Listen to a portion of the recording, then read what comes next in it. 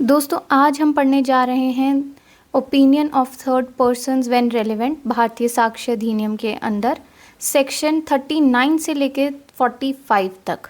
तो नमस्कार दोस्तों, मैं हूं Shalini and you are watching just being legal. तो दोस्तों आज हम पढ़ने जा रहे हैं opinion of third person when relevant. ठीक है, ये हमारे सेक्शन 39 से लेके 45 तक है, जिसमें सेक्शन 39 ओपिनियन ऑफ एक्सपर्ट्स आता है। फिर उसके बाद section 40 facts bearing upon opinion of experts आता है। फिर opinion as to hand writing signature when relevant 41 में। Then opinion as to existence of general customs और राइट व्हेन रेलेवेंट 42 में। And then opinion as to usage tenants etcetera when relevant, ये है हमारा section 43 में। एंड फिर opinion of on relationship when relevant section 44 and grounds of opinion when relevant section 45। Okay, so without wasting any time further, let's start with our sections. So guys, जो हमारा first section है वो है section 39, जो कि हमारे पहले section 45 था इंडियन एविडेंस एक्ट का। ठीक है, तो ओपिनियन ऑफ एक्सपर्ट्स, तो यहाँ पर क्या है, ओपिनियन किसका है, एक्सपर्ट्स का। ठीक है, when the court has to form an opinion upon a foreign point, तो अब यह आप ध्यान से देखिए कि फर्स्ट वाला जो क्लॉज है उसमें क्या क्या चीज़ें आ रही हैं। ऑन फॉरेन लॉ, ठीक है, of science, art or any other field. अब यहाँ पर ये एनी अदर फील्ड जो था ये पहले नहीं था। ठीक है, ये ऐड किया गया है, जिसकी वजह से इस सेक्शन का जो स्कोप है वो काफ़ी बढ़ गया है। ठीक है, और as to identity of handwriting or finger impressions, the opinion upon that point of persons specially skilled। अब ये जो specially skilled है इसका क्या मतलब है, इसका मतलब है knowledge plus experience। ठीक है, ये आपके नॉलेज प्लस एक्सपीरियंस जो है आपके सेक्शन के जो बेयर लैंग्वेज है उसमें नहीं इंक्लूडेड है, ये मैंने लिखा है क्योंकि मैं आपको बताना चाहती हूँ कि अगर आपसे कोई पूछ ले कि स्पेशली स्किल्ड क्या होता है तो आप लोग इजीली बता पाएँ। ठीक है, स्पेशली स्किल्ड किस चीज़ में, in such foreign law, science or art or any other field, or in questions as to identity of handwriting or finger impressions are relevant facts and such persons are called expert. ठीक है, जिन लोगों को ये person जो ये सारी चीज़ें हैं foreign law, science, art, any other field, identity of hand writing, finger impressions, ठीक है, इन सब के बारे में उन लोगों को पता है या फिर वो जानते हैं या फिर वो स्पेशली स्किल्ड हैं। अब आप बोलेंगे कि स्पेशली स्किल्ड कैसे, अगर कोई इंसान एक पर्टिकुलर पर्सन की हैंड राइटिंग मान लीजिए बचपन से देख रहा है तो ऑब्वियसली वो कोई हैंड राइटिंग एक्सपर्ट नहीं है, लेकिन ही और she is well acquainted with the fact that कि ये पर्टिकुलर पर्सन की ऐसी हैंड राइटिंग है। ठीक है, तो हम वहाँ पर उन्हें भी एक्सपर्ट की कैटेगरी में लेकर आ जाएंगे। ठीक है, now let's move on to our illustrations. ठीक है, सो यहाँ पर जो इलस्ट्रेशन हमारी गिवन है, फर्स्ट जो इलस्ट्रेशन है वो है the question is whether the death of A was caused by poison, the opinion of experts as to symptoms produced by the poison by which A is suppose to have died are relevant. ठीक है, अब यहाँ पर एक particular person जो है ए, वो किसी पॉइजन के थ्रू मर गया। ठीक है, उसने पॉइजन कंज्यूम किया एंड ही डाइड। ठीक है, अब ओपिनियन ऑफ एक्सपर्ट जो है वो ये बताता है कि उस पर्टिकुलर पॉइजन के जो सिम्टम्स होते हैं कि वो लेने के बाद क्या शरीर नीला पड़ जाता है या फिर आपके नेल्स ब्लू हो जाते हैं या फिर यू वॉमिट आउट, ये सब चीज़ें जो हैं, या फिर रैशेस हो जाते हैं, all these things are considered as symptoms produced by that poison.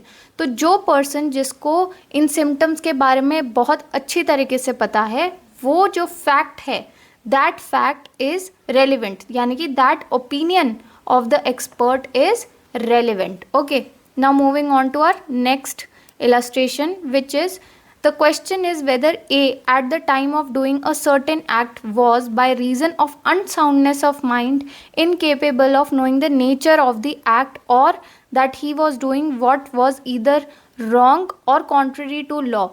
The opinion of the expert upon the question whether the symptoms exhibited by A commonly show unsoundness of mind, and whether such unsoundness of mind usually renders a person incapable of knowing such act which they do, or of knowing that what they do is either wrong or contrary to law. अब यहाँ पर क्या है कि कोई एक person बोलता है कि उसने सर्टेन एक्ट किया है, लेकिन वो उसने अनसाउंडनेस ऑफ माइंड में किया है, या फिर उसको पता ही नहीं था कि वो जो एक्ट कर रहा है वो लॉ के अगेंस्ट है. ठीक है, तो अब यहाँ पर एक्सपर्ट ओपिनियन क्या कहता है कि इस पर्टिकुलर बीमारी में उस पर्सन को नहीं पता चलेगा कि वो क्या एक्ट कर रहा है, तो that fact is relevant, that opinion is relevant. Okay, so guys, जो हमारी नेक्स्ट इलस्ट्रेशन है वो है the question is whether a certain document was written by A. Another document is produced which is proved or admitted to have been written by A. The opinion of the experts on the question whether the two documents were written by the same person or by different person are relevant. ठीक है, तो अब यहाँ पर क्या है कि एक पर्टिकुलर डॉक्यूमेंट जो था वो A ने लिखा था. ठीक है, दूसरा वहीं पर दूसरा एक डॉक्यूमेंट प्रोड्यूस किया गया है which is proved or admitted to have been written by a, यानी कि वो प्रूव हो चुका है कि वो ए ने ही लिखा था. जो ओपिनियन है of experts on the question whether the two documents were written by the same person और डिफरेंट आर रेलिवेंट. तो अब जो ओपिनियन निकल के आएगा एक्सपर्ट्स का कि जो दोनों डॉक्यूमेंट्स हैं उनको कंपेयर करने के बाद कि ये दोनों सेम पर्सन ने लिखे हैं कि नहीं, वो रेलिवेंट ओपिनियन है. Okay, next is the question is whether a certain document was written by A. Another document is produced which is proved or admitted to have been written by A. The opinion of the experts on the question whether the two documents were written by, I think ये repeat हो गया है, हाँ ये दोनों C repeat हो गया, तो एक ही था वो. ठीक है, now moving on to our next section which is section 39 clause 2. ठीक है, अब यहाँ पर क्या है 39 क्लॉज 2 क्यों लिखा है मैंने, क्योंकि 39 जो है वो हमारा 39(1) जो है वो 45 के अंडर था, और जो हमारा 39(2) है वो सेक्शन 45A था. अब इन दोनों को मर्ज कर दिया गया है, और ये जो हेडिंग है opinion of examiner of electronic records, ये जो है ये कट गई है अब. ठीक है, दिस इज़ नो हेडिंग अब, क्योंकि हमारा 2 के अंडर आ गया. ठीक है, तो यहाँ पर दिस इज नॉट देयर. ठीक है, when in a proceeding the court has to form an opinion on any matter relating to any information transmitted or stored in any computer resource or any electronic or digital form, the opinion of the examiner of the electronic evidence referred to in section 79A of Information Technology Act 2000 is relevant. ठीक है, तो अब यहाँ पर क्या है, कौन सी चीज़ें बोल रहे हैं ये यहाँ पर बोल रहे हैं एनी मैटर. ठीक है, any matter relating to information transmitted or stored.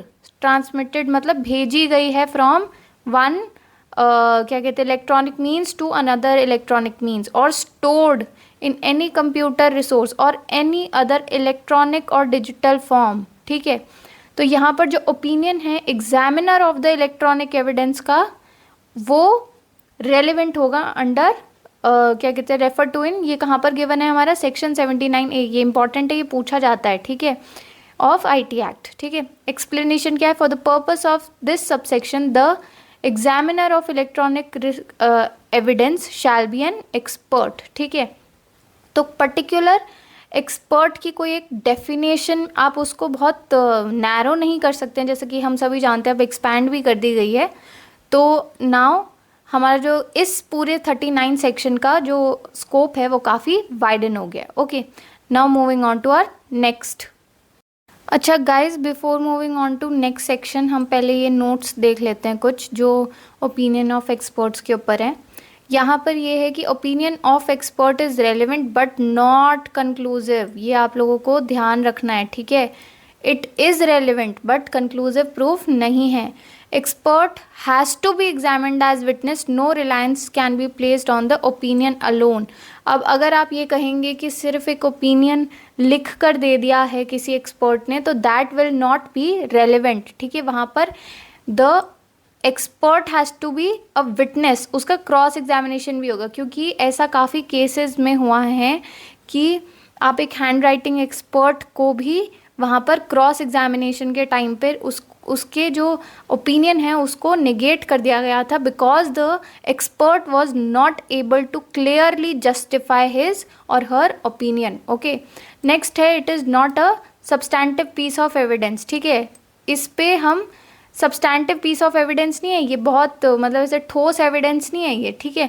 It can be dangerous to base conviction solely on expert evidence, ठीक है। हमेशा हमारे पास it is a corroborative piece of evidence, इसको कॉरबोरेशन के साथ यूज़ किया जाएगा, हम इसको अकेले यूज़ नहीं करेंगे। Okay, now moving on to our next section which is section 40, ठीक है। सेक्शन 40 जो था वो पहले 46 था ऑफ इंडियन एविडेंस एक्ट। इसकी हेडिंग है facts bearing upon opinion of experts, ठीक है। यहाँ पर क्या गिवन है, चलो पढ़ते हैं। यहाँ पर जो चीज़ गिवन है वो ये है कि facts not otherwise relevant are relevant if they support or are inconsistent with the opinion of the experts which when such opinion are relevant, ठीक है। अब यहाँ पर जो चीज़ बोली गई है वो आप ध्यान से समझिए। यहाँ पर बोला जा रहा है कि कोई भी ऐसा फैक्ट जो कि अदरवाइज रेलिवेंट नहीं है, वो कब रेलिवेंट हो जाता है, जब या तो वो सपोर्ट करता है ओपिनियन ऑफ एक्सपर्ट को, यानी कि अगर किसी एक्सपर्ट ने ओपिनियन दिया है और कि ये हैंड राइटिंग एक पर्टिकुलर पर्सन की है और उसके साथ हमें उसके डॉक्यूमेंट्स भी मिल जाते हैं या उससे लिखवा लिया जाता है ऑन स्पॉट या कुछ, तो वो रेलिवेंट हो जाएगा with the opinion of the expert, ठीक है। या फिर इनकंसिस्टेंट, अब ये दोनों चीज़ें इंपॉर्टेंट है, आपको देखना है कि यहाँ पर लिखा है सपोर्ट भी लिखा है और इनकंसिस्टेंट भी, ठीक है। इनकंसिस्टेंट कैसे हो गया कि अगर हमें वही चीज़ है, अगर हमें एक पीस ऑफ डॉक्यूमेंट मिल गया या फिर वहीं लिखवा लिया गया है उससे, और जो दोनों हैंड राइटिंग्स हैं उनमें ज़मीन आसमान का फ़र्क है, तो फिर वहाँ पर जो वो फैक्ट है वो रेलिवेंट हो जाएगा, ठीक है।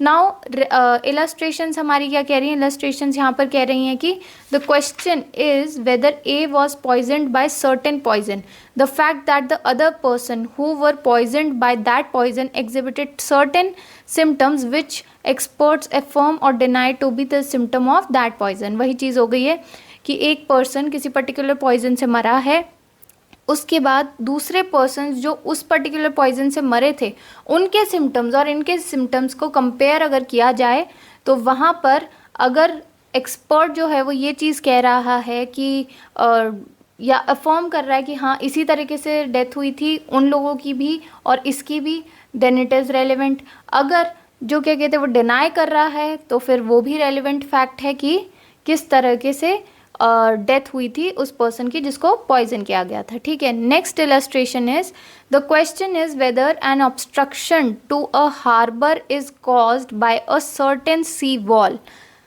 The fact that other harbours similarly situated in other respects but were there where there were no such sea walls begin to be obstructed at about the same time is relevant, ठीक है। अब यहाँ पर ये क्या कह रहे हैं कि क्वेश्चन जो पूछा गया है वो ये है कि एक पर्टिकुलर ऑब्स्ट्रक्शन है, रुकावट है हार्बर पे, ठीक है, बाय सर्टेन सी वॉल, कोई सी वॉल है जिसकी वजह से कोई रुकावट आ रही है। द फैक्ट दैट, एक फैक्ट कि जो दूसरे हार्बर्स हैं वहाँ पर भी जो कि सिमिलरली सिचुएटेड हैं इन अदर रिस्पेक्ट्स, वहाँ पर भी but there were no such sea wall, वहाँ पर कोई ऐसी सी वॉल नहीं थी, begin to be obstructed at about the same time is relevant, ठीक है। जहाँ पर कोई वॉल नहीं थी वहाँ पर भी ऑब्स्ट्रक्शन आई है, that is a relevant fact. Okay, now moving on to our next section. Okay guys, so हमारा जो नेक्स्ट सेक्शन है दैट इज सेक्शन 41, ठीक है, ऑफ भारतीय साक्ष्य अधिनियम। और ये हमारे अपने एविडेंस एक्ट का सेक्शन 47 था, ठीक है। Opinion as to hand writing and signature when relevant, okay, hand writing and signature की बात हो रही है यहाँ।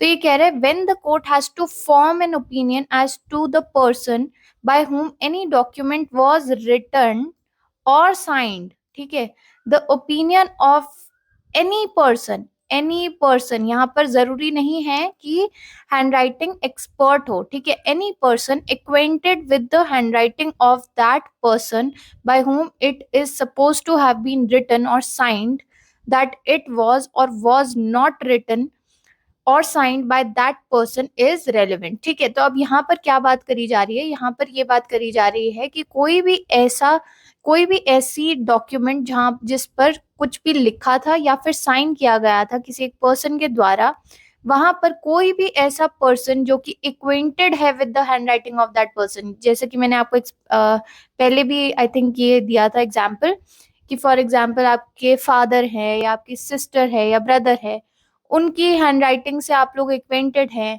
क्योंकि आप लोगों ने उन्हें लिखते हुए देखा, या फिर आपके ऑफिस में आपके कलीग्स हैं, आप उनकी हैंडराइटिंग को काफी टाइम से देख रहे हैं, तो you all are the person जो कि एक्वेंटेड विद द हैंडराइटिंग है, ठीक है। एक्सप्लेनेशन हमें यहाँ पर क्या कह रही है कि a person is said to be acquainted. अब यहाँ पर ये एक्सप्लेन किया जा रहा है कि एनी पर्सन एक्वेंटेड का मतलब क्या है। तो यहाँ पर एनी पर्सन एक्वेंटेड का मतलब है कि a person is said to be acquainted with the handwriting of another person when he has seen the person write or when he has received documents purporting to be written by that person in answer to the documents written by himself or under his authority and addressed to that person, or when in ordinary course of business documents purporting to be written by that person have been habitually submitted to him, ठीक है। अब इसमें क्या कहा जा रहा है, इसमें ये चीज कही जा रही है कि कोई भी ऐसा पर्सन जो एक्वेंटेड है with the handwriting of the person कैसे होगा, या तो उसने सीन दैट पर्सन राइट, ठीक है, देखा है उसको लिखते हुए, when he has received the documents, ठीक है, या फिर उसको वो डॉक्यूमेंट्स रिसीव हुए हैं उस पर्सन के द्वारा इन आंसर, ठीक है, इन आंसर यानी कि आपने कुछ भेजा था क्वेश्चन के फॉर्म में और उसका रिप्लाई उनकी तरफ से आया है, तो आप जब देखेंगे उनकी हैंडराइटिंग तो आपको पता होगा ना कि ये उस पर्सन की हैंडराइटिंग है, और अंडर हिज अथॉरिटी, ठीक है, या फिर उसकी अथॉरिटी के अंडर को and address to that person, या फिर उस पर्सन जो डॉक्यूमेंट लिखा गया है उसमें किस पर्सन ने एड्रेस किया, उस पर्सन ने जिसकी हैंडराइटिंग थी, और when in ordinary course of business यानी कि आपके ऑफिस में है, that is known as ordinary course of business, कि ऑफिस में है या फिर डेली कोर्स ऑफ बिजनेस में कोई एक पर्सन है जो कि लिखता है, जैसे आप मान लीजिए कोई चौकीदार भी हो गया, अगर उसको भी डेली की एंट्री करनी है, इवन दैट डायरी क्या कहते हैं will be ordinary course of business में, जो भी उस डायरी को चेक करता है वो भी हैंडराइटिंग पहचान जाएगा ना, तो that person is known as a person acquainted with the handwriting or signature. Okay, now moving on to illustrations, ठीक है। now moving on to illustrations, ठीक है। तो यहाँ पर जो पहली illustration है वो है the question is whether a given letter is in handwriting of a merchant in Itanagar. B is a merchant in Bangalore, who has written letters addressed to A and received letters purporting to be written by him. C is B's clerk, whose duty it was to examine and file B's correspondence. ठीक है. D is the broker, B's broker, to whom B habitually submits the letter purporting to be written by A for the purpose of advising him thereon.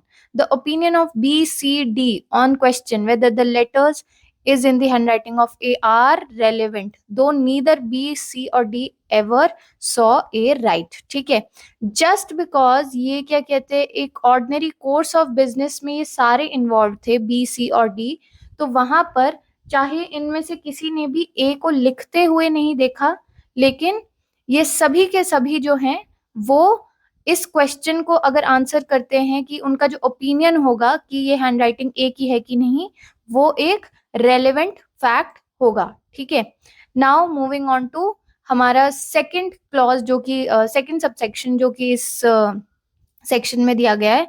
यहाँ पर ये जो है, ये पहले 47A था इंडियन एविडेंस एक्ट का, और अब ये हमारे क्या कहते हैं इस वाले सेक्शन में ही इंक्लूड कर लिया गया है। सो यहाँ पर कौन सा सेक्शन है ये, या सेक्शन 41 में ही इंक्लूड कर लिया गया है। तो यहाँ पर जो बात हो रही है वो ये है, when the court has to form an opinion as to electronic signature of any person, the opinion of certifying authority which has issued the electronic signature certificate is relevant fact। ठीक है, तो जहां पर क्या कहते हैं कोर्ट को opinion form करना है, कि जैसे आपने इलेक्ट्रॉनिक सिग्नेचर्स देखे होंगे, जब आप फॉर एग्जांपल अगर आप डीमैट अकाउंट वगैरह बनाते हैं तो आप लोगों को पता होगा कि आपके इलेक्ट्रॉनिक सिग्नेचर्स होते हैं, और आजकल आधार पर भी जो आपके सिग्नेचर्स हैं वो भी क्या कहते हैं सर्टिफाइड होते हैं इलेक्ट्रॉनिकली। तो ऑल दीज जो क्या कहते हैं इलेक्ट्रॉनिक सिग्नेचर हैं, the opinion of certifying authority, ठीक है, जो सर्टिफाइंग अथॉरिटी है which has issued that electronic signature certificate is a relevant fact। Okay, now moving on to our next section। So our next section is section 42, जो कि पहले section 48 था of Indian Evidence Act। ठीक है, यहाँ पर है opinion as to existence of general custom or right when relevant। ठीक है, यहाँ पर जो हमारा वो है section है, it is saying when the court has to form an opinion as to existence of any general custom or right, the opinion as to the existence of such custom or right of the person who would be likely to know of its existence if it existed are relevant। यहाँ पर ये क्या कह रहा है कि देखिए जो जनरल कस्टम्स और राइट्स हैं जो कि क्या कहते हैं पर्टिकुलर एरिया में फॉर एग्जांपल माने जाते हैं, या फिर जहाँ पर चलन है उन सब चीजों का, तो वहां पर अगर किसी को जैसे कोर्ट को अगर कोई ओपिनियन फॉर्म करना है तो वो कैसे करेंगे, या तो वो वहां पर पंचायत से पूछ सकते हैं। फॉर एग्जाम्पल आप ले लीजिए किसी एक गांव में कोई पर्टिकुलर प्रथा है जो बहुत सालों से चली आ रही है, ऑब्वियसली लीगल, ठीक है, और वहां पर क्या कहते हैं किस कोर्ट को ओपिनियन फॉर्म करना है कि ये जो कस्टम यहाँ पर चला आ रहा है ये वैलिड है कि नहीं, ये रेलेवेंट है कि नहीं, क्या ये चला भी आ रहा था इस गांव में कि ये बस एक सिर्फ एक बहाना है या कुछ ऐसे। तो वहां पर किस तरीके से कोर्ट जो है फॉर्म करेगा ओपिनियन, वहां पर या तो वो पंचायत से पूछ सकते हैं, या फिर जो बड़े बुजुर्ग होते हैं गांव के, उनको पता होता है कि इतने सालों से क्या चल रहा होता है। और जब ऐसे 3-4 लोग इकट्ठे सेम चीज बोलते हैं तब कोर्ट जो है वो ओपिनियन फॉर्म कर लेता है कि जी हाँ ये पर्टिकुलर कस्टम इस पर्टिकुलर एरिया में चल रहा था। ठीक है, तो यहाँ पर जो इम्पोर्टेंट चीज है वो ये है कि persons who would be likely to know, यानी कि वो लोग जिनको पता ही होगा और वो सच ही बोल रहे होंगे कि हाँ जी इस पर्टिकुलर एरिया में ऐसा कस्टम चल रहा है। ठीक है, एक्सप्लेनेशन यहाँ पर कह रहा है द एक्सप्रेशन जनरल कस्टम और राइट इंक्लूड्स कस्टम और rights common to any considerable class of persons. ठीक है, कोई भी एक पर्टिकुलर क्लास ऑफ पर्सन्स में जो वो एक जनरल कस्टमर राइट चल रहा है तो वहां पर that will be valid. Okay, तो अब यहाँ पर जो नेक्स्ट इलस्ट्रेशन है इस वाले सेक्शन की वो ये कह रही है कि the right of villagers of particular village to use water of a particular well is a general right within the meaning of this section. ठीक है, मान लीजिए एक पर्टिकुलर गांव में एक पर्सन, गांव वाले जो हैं उनको राइट था कि वो वेल यूज कर सकते हैं। अब मान लीजिए वो किसी की लैंड पर है और वो बाद में बोल देता है कि नहीं आप मेरी लैंड पे से ये वेल का पानी यूज नहीं कर सकते, लेकिन क्योंकि इतने सालों से, मान लीजिए 40-50 सालों से उस वेल का जो पानी है वो गांव वाले सभी यूज कर रहे थे, और उनके दादा परदादा सबने ये चीज बोली थी कि क्या कहते हैं आप ये पानी यूज कर सकते हैं, तो वहां पर ये जो फैक्ट है वो एक रेलिवेंट फैक्ट होगा, और वहां पर जो ओपिनियन है ऑफ द पर्सन्स जो कि उस पर्टिकुलर वेल का पानी यूज कर रहे थे दैट विल बी रेलिवेंट। ठीक है, now moving on to next section. So हमारा नेक्स्ट सेक्शन है सेक्शन 43 जो कि सेक्शन 49 था ऑफ इंडियन एविडेंस एक्ट, जहां पर ये बोला गया है opinion as to usage, tenets etcetera when relevant. ठीक है, अब व्हाट इज टेनेट्स? टेनेट्स का मतलब है कोई भी प्रिंसिपल ऑफ बिलीफ। ठीक है, टेनेट्स का मतलब है कोई भी प्रिंसिपल ऑफ बिलीफ, कोई भी ऐसा बिलीफ जो कि कुछ लोग मानते हैं। यूसेजेस मतलब जो इतने सालों से एक पर्टिकुलर एरिया में लोग वो चलन है वहां पर। ठीक है, तो यहाँ पर व्हेन रेलेवेंट की बात हो रही है, ओपिनियन उन सब चीजों को लेकर। तो यहाँ पर है when the court has to form an opinion the usage and tenets of any body of men और फैमिली, यानी कि एक पर्टिकुलर फैमिली में या फिर एक पर्टिकुलर ग्रुप ऑफ पीपल में अगर कोई एक पर्टिकुलर यूसेज जो है वो एक चलन जो है वो चला आ रहा है, ठीक है, प्रिंसिपल ऑफ बिलीफ है कि हम तो इसी तरीके से कोई एक पर्टिकुलर एक्ट को परफॉर्म करते हैं या फिर कुछ भी, that is of any body of men और family, the constitution and governance of any religious or charitable foundation, ठीक है, the meaning of words or terms used in particular districts or by particular class of people, ठीक है, the opinions of persons having special means of knowledge thereon are relevant fact। ठीक है, अब मान लीजिए आप सबको पता है कि डिफरेंट डिफरेंट एरियाज में डिफरेंट डिफरेंट डायलेक्ट्स होते हैं। ठीक है, तो अब हिंदी तो देखिए बोली जाती है लेकिन हर जगह में अलग अलग तरीके से, जैसे कि यूपी में अलग तरीके की हिंदी बोली जाती है। ठीक है, भोजपुरी बोलते हैं उसे, लेकिन क्या कहते हैं, दैट इज अ डायलेक्ट, उस वो एक पर्टिकुलर लैंग्वेज नहीं, उसकी स्क्रिप्ट नहीं है। ठीक है, हरियाणवी हो गई, ठीक है, ये सब जो है वो एक बोली है कि किस तरीके से वहां पर बोला जाता है। लेकिन कुछ ऐसे पर्टिकुलर वर्ड्स होते हैं जो कि उस एरिया में ही यूज होते हैं। अब उनका अगर आपको मतलब निकालना, अगर उनका आपको मतलब निकालना हो तो आप कैसे निकालेंगे?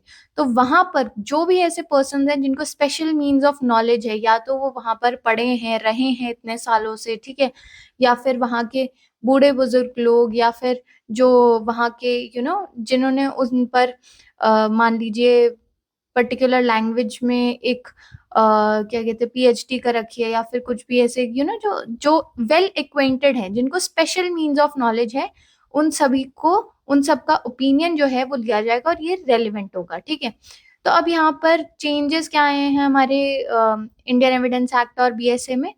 तो पहले ये जो नंबर्स थे 1 2 3 ये नहीं थे, अब इनको पैराग्राफ से हटा के 1 2 3 नंबरिंग कर दी गई है। Okay, now moving on to our next section. So हमारा नेक्स्ट सेक्शन है सेक्शन 44 जो कि सेक्शन 50 था ऑफ इंडियन एविडेंस एक्ट। ठीक है, opinion on relationship when relevant. ठीक है, अगर रिलेशनशिप के ऊपर ओपिनियन फॉर्म करना हो कोर्ट को तो कैसे रेलेवेंट होगा? When the court has to form an opinion as to relationship of one person to another, the opinion expressed by conduct. ठीक है, सबसे पहली चीज क्या है? Conduct as to the existence of such relationship of any person who as a member of family or otherwise has special means of knowledge on subject when relevant। ठीक है, तो अब यहाँ पर क्या है कि अगर एक पर्टिकुलर ओपिनियन फॉर्म करना हो, फॉर एग्जाम्पल ये आपको बताना हो कि एक हस्बैंड वाइफ है, तो आप कैसे बताएंगे? उन लोगों का ओपिनियन जिन्होंने उस शादी को होते हुए देखा है, उन लोगों का ओपिनियन जो कि जैसे नेबर्स हैं, उन्होंने देखा है कि हाँ जी ये पिछले 7 8 सालों से एज हस्बैंड वाइफ रह रहे हैं। ठीक है, obviously the girl is always dressed up as a married women. ठीक है, उनका कंडक्ट वैसा है, उनके बच्चे हैं। ठीक है, या फिर मान लीजिए अगर कोर्ट को ओपिनियन फॉर्म करना है कि ये लोग लिव इन रिलेशनशिप में हैं, तो वहां पर नेबर्स का ओपिनियन कि दे ऑल, मतलब पता तो चल ही जाता है आसपास में कि they are not married but living together. ठीक है, एंड उनका कंडक्ट कैसा है, वो सब कुछ जो नेबर्स हैं, जैसे उनको अगर स्पेशल मीन्स ऑफ नॉलेज है उनके रिलेशनशिप की, या उनके फ्रेंड्स हो गए या फैमिली मेंबर्स हो गए जिनको पता है, ठीक है, उनका जो ओपिनियन है दैट विल बी रेलिवेंट। ठीक है, now provided that such opinion shall not be sufficient to prove a marriage in proceedings under divorce act or in prosecution under 82 and 84 of भारतीय न्याय संहिता। अब यहाँ पर क्या बोल रहे हैं, provided that such opinion shall not be sufficient, ठीक है, रेलेवेंट होगा, सफिशिएंट नहीं होगा, ठीक है। इन ऑर्डर टू प्रूव कि वो सफिशिएंट है कि नहीं है, उसके लिए आपको डिफरेंट चीजें लगेंगी, ठीक है, डिफरेंट एविडेंसेस लाने पड़ेंगे। बट अगर यहाँ पर सिर्फ ओपिनियन की बात करी जाए तो that will be relevant but not sufficient to prove marriage, ठीक है। अंडर द प्रोसीडिंग्स ऑफ, अगर डाइवोर्स एक्ट है, अगर डाइवोर्स की केसेस चल रहा है तो फिर वहां पर रेलिवेंट नहीं होगा। और अंडर सेक्शंस ऑफ 82 एंड 84, 82 क्या बोल रहा है आप देखिए, नीचे लिखा है यहाँ पर 82 कह रहे हैं marriage ceremony fraudulently gone through without lawful marriage, ठीक है। और 84 कह रहा है हस्बैंड और relative of husband of women subjecting her to cruelty. तो इन सब केसेस में जो है ये ओपिनियन जो है that will not be sufficient. अब जो हमारा 82 और 84 सेक्शन है भारतीय न्याय संहिता का, वो पहले सेक्शन 494, 495, 497 और 498 था आईपीसी का, जो कि लिखा था, ठीक है। Now it all has changed. और 494 आपका बात करता था marrying again during life time of husband और वाइफ, ठीक है। 495 बात करता था same offence with concealment of former marriage from person with whom subsequent marriage is contracted. 497 था आपका अडल्ट्री। और 498 जो था वो बात करता था इंटाइसिंग और टेकिंग अवे और detaining with criminal intent a married women, ठीक है। Now moving on to our next section, sorry illustration of this section. तो यहाँ पर जो इलस्ट्रेशन है वो ये कह रही है कि the question is whether A and B were married, the fact that they were usually received and treated by their friends as husband and wife is relevant, ठीक है। ए एंड बी मैरिड थे कि नहीं, तो जो फैक्ट जो कि ये बात करता है, जो ये बताता है कि उनके फ्रेंड्स जो हैं वो उनको हमेशा हस्बैंड एंड वाइफ के जैसे रेफर करते थे, that will be valid. Next is the question is whether A was the legitimate son of B, ठीक है। The fact that A was always treated as such by the members of the family is relevant, ठीक है। ए जो है वो जायज बच्चा था बी का कि नहीं, तो वहां पर जो फैक्ट है वो रेलिवेंट होगा कि जो फैमिली मेंबर्स हैं वो सारे उसको एड्रेस करते थे as the son of B, ठीक है। Now moving on to next section. So guys जो हमारा नेक्स्ट सेक्शन है that is section 45। This is the last section of this opinion वाला पार्ट। तो यहाँ पर सेक्शन 57 51 जो था इंडियन एविडेंस एक्ट का, वो था हमारा section 45, sorry grounds of opinion when relevant, ठीक है। अब सेक्शन 45 है under BSA. Whenever the opinion of any living person is relevant, the ground on which such opinion is based are also relevant, ठीक है।